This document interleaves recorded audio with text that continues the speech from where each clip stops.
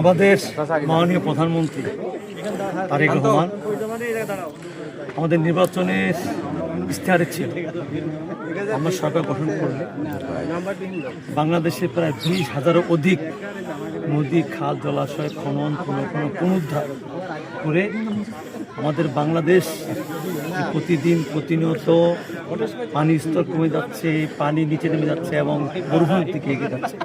সেখান থেকে বাংলাদেশকে রক্ষা করা, বাংলাদেশের জীববৈচিত্র্যের সামঞ্জস্য ফিরিয়ে নিয়ে আসা, এর পাশাপাশি 25 কোটি বৃক্ষরোপণ, আপনার সেই খালের মধ্যে মাছ চাষ, আমাদের সাধারণ মানুষ হাত চাষ, এইভাবে যে আমাদের নির্বাচন ইশতেহার ছিল সেই ধারাবাহিকতায় আমি যখন 16 মার্চ উদ্বোধন করে দিনাজপুর, আজকে পর্যায়ক্রমে আমি সারা বাংলাদেশে ইতিমধ্যে আমার 54টি জেলায় এই খালগুলো খনন পুনরুদ্ধার করতেছি। একটা খেয়াল রাখবেন, আমরা কিন্তু শুধু খালটা খনন উদ্বোধন করে শেষ করছি, আমরা কিন্তু আমাদের মন্ত্রণালয় থেকে এটাকে মনিটরিং করছি। আমরা ইতিমধ্যে সার্চ কমিটি করে দিয়েছি, আমাদের ডিসি সাহেবদের নেতৃত্বে, আমাদের মন্ত্রণালয়ের কর্মকর্তা আছেন তাদের নেতৃত্বে আমরা সেগুলো 24 ঘন্টা মনিটরিং করতেছি, কোনোভাবে যেন ওই খাল আবার যেন সেই পুনর্দখল করতে না পারে।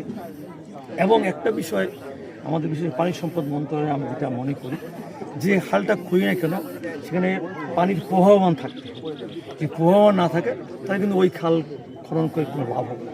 এই জন্য কিন্তু আমরা সেই জিনিসটা দেখেই আমরা আমাদের প্রত্যেকটা পরিকল্পনা বাস্তবায়ন করছি। আর এইখানে যে এই যে আমাদের এই যে খাল, যেটা জিকে প্রজেক্ট বলেন, তারপরে আমাদের যেটা নিয়ে আমরা এখানে ইতিমধ্যে আমাদের টেন্ডার হয়ে গেছেন, আমি সিভিল ওয়ার্ক বা আরও মেশিনপত্র করেছি।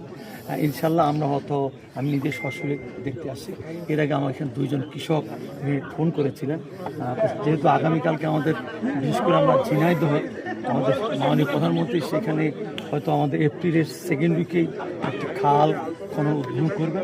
এই জন্যই আমি মনে করলাম, যেহেতু কৃষকদের এটা প্রাণের দাবি সরাসরি দেখে যাওয়া, এই জন্য কিন্তু সরাসরি দেখে যাওয়ার জন্য আমি ছুটে আসি। এবং আমাদের এক যে কৃষক, তার যে এখানে সমস্যা হতে পারে সে খুলে বললেন। আমাদের এখানে যারা আমাদের ডিজি আছেন, চিফ ইঞ্জিনিয়ার আছেন, একজন ইঞ্জিনিয়ার আছেন, তাদেরকে আমি সেভাবে নির্দেশনা দিলাম এই খাল খননের মধ্য দিয়ে বা এই প্রজেক্টটা যখন আমরা এখানে চালু করি পূর্ণদমে, এখানে কৃষক যান এই যে বলছেন 1 লক্ষ হেক্টর জমি বা আমাদের প্রায় 2 লক্ষ মানুষ, এরা তো সত্যি কাগজে না বাস্তবের জন্য এই কৃষকরা উপকৃত হয় এবং আমাদের এই যে জমি, যে আবাদি জমিগুলো তার প্রাণ ফিরে আসে। আমি আশা করব আমরা শুধু এই প্রজেক্টে আজকে আমি এই যে প্রাথমিকভাবে আমি যেখানে পরিদর্শন করি শেষটা, পরবর্তীতে আমরা কিন্তু মনিটরিং করব এবং মনিটরিংয়ের মধ্য দিয়ে এই প্রকল্প যেন বাস্তবায়ন হয় এবং ইন দ্য লং টাইম যেন বাস্তবিত চলতে থাকে, সেটা আমরা ইনশাআল্লাহ আমরা আগামী দিনে। ধন্যবাদ। আমি আপনাকে বলি, বিগত দিনে বিশেষ করে আমাদের বাংলাদেশের নদী, খাল, জলাশয় নিয়ে এই যে আমাদেরকে একটা মরুভূমির দিকে নিয়ে এসেছিল, সত্যি আমি এই মন্ত্রণালয়ের দায়িত্ব পাওয়ার পর আমি এখন যেখানে পরিদর্শনে যাচ্ছি সেটা সত্যি নিজে আমি হতবাক হচ্ছি। একটা মানুষের যদি ন্যূনতম দেশপ্রেম থাকতো তাহলে এইরকম বাংলাদেশের মধ্যে একটা সুন্দর সুফলা শস্য শ্যামল বাংলাদেশকে আমরা মরুভূমিতে পরিণত করতাম না। আমার বিশ্বাস আমাদের বাংলাদেশের প্রতি মাসে সক্রিয়তা আছে, প্রাণ শক্তি আছে। এই যে আমাদের মাননীয় প্রধানমন্ত্রী বলছেন এই যে নানান নদী খাল জলাশয় খনন করবো, আমরা ডেজার মেশিন ব্যবহার করব, তার চেয়ে অধিক অংশ বেশি সময়ের জন্য আমরা অত্র এলাকার কৃষককে, শ্রমিককে, দিনমজুরকে, সাধারণ নারীকে, মা বোনদেরকে আমরা সম্পৃক্ত করতে পারি। এতে আমাদের কী হবে, আমাদের একটা ড্রেজার মেশিন দিয়ে হয়তো একটা পরিবার উপকৃত হবে, সেখানে একটা ড্রেজারের জায়গায় যদি আমরা 1000 মানুষকে সে কাজে সম্পৃক্ত করতে পারি, সেই টাকাটা কিন্তু ডিসেন্ট্রালাইজড হবে আর 1000 পরিবার সে উপকৃত হতে পারবে। এইভাবে কিন্তু আমরা আমাদের পরিকল্পনা বাস্তবায়ন করব ইনশাল্লাহ। আমরা জনগণকে সঙ্গে নিয়ে, জনগণের সমর্থন নিয়ে, জনগণের সহযোগিতায় কিন্তু আমরা বাস্তবায়ন করতে, কারণ কোনো একটা খাল বলেন, জলাশয় খনন বলেন, এই লোকাল জনগণ যদি আমাদের সহযোগিতা না করে তাহলে এই রাষ্ট্র এটা বাস্তবিত হবে না, আলো মুখ দেখবে না, বা এটা in the long time sustain করবে। আমি আপনাকে বলছি যে আমাদের কিছু কিছু বিষয় খেয়াল করবেন। আমরা পানি উন্নয়ন বোর্ড যখন একটা খাল খনন শুরু করব, আমরা কিন্তু উজানে করব না, ভাটিতে করব। শেষের দিকে করে যেটুকু করবো ওটুকু কার্যকারী হয়।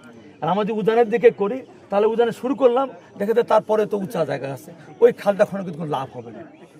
ঠিক আছে, এই জন্য কিন্তু আমরা এই জিনিসের সিদ্ধান্ত নিচ্ছি। সারা বাংলাদেশের প্রত্যেকটি জেলার ডিসি এবং আমাদের একজন ইঞ্জিনিয়ার বা স্ব এলাকার এমপি মন্ত্রীদের আমরা সহায়তা নিচ্ছি। কোন কোন প্রজেক্ট আগামী দিনে আমরা বাস্তবায়ন করলে সেই এলাকাগুলো খরা দুর্গত এলাকা থেকে মুক্ত পেয়ে সুজলা সুফলা শস্য শ্যামলা বাংলাদেশ রূপায়িত হবে এবং পানি থাকবে, পানি প্রবাহমান থাকবে, কৃষকের হাসি ফুটবে, জনগণের মুখে হাসি ফুটবে, সেটা আমরা বাস্তবায়ন করি। এখন যে ভাঙন দেখা দিচ্ছে তাতে